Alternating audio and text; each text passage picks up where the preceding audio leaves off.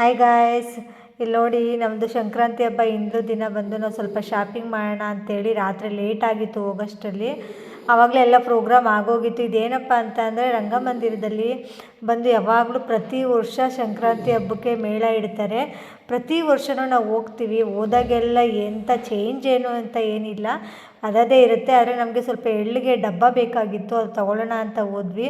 ಅಲ್ಲಿ ತುಂಬ ಚೆನ್ನಾಗಿ ಅವರು ಕೋಪ್ರೇಟ್ ಮಾಡಿದ್ರು. ಮತ್ತು ಇಲ್ಲಿ ಬಂದು ನೋಡಿದ್ರೆ ಹೆಣ್ಮಕ್ಳದ್ದು ಇದ್ದೇ ಇದೆಯಲ್ಲ, ಮತ್ತು ಓಲೆ ಮತ್ತು ಮೂಗುತಿ ಎಲ್ಲ ನೋಡಿ ಸ್ವಲ್ಪ ಎಲ್ಲ ಓಲೆ ಎಲ್ಲ ತುಂಬ ಚೀಪ್ ಆ್ಯಂಡ್ ಬೆಸ್ಟಾಗಿ ಸಿಕ್ತು ನಮಗೆ.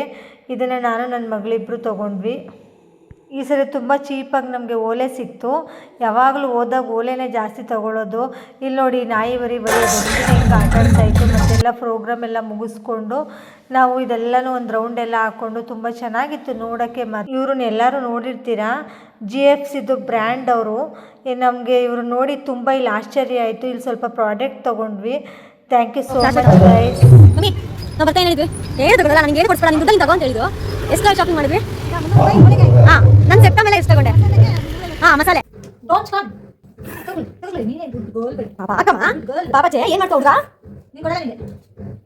ಹೌದು ಮಮ್ಮಿ, ಊಟ ಫೇವ್ರೇಟು ಸಾಕು. ಅವ್ನು ಚಿಕನ್ ತಿಂತಾನೆ, ಸಾಕು ಚಿಕನ್ ತಿಂತಾನೆ. ಪಾಪ ನಿಂತಿಲ್ಲ ಮಗು, ಅವ್ನು ಫೇವ್ರೇಟ್. ಕೊನೆ ಮಗ ಪ್ರೀತಿ.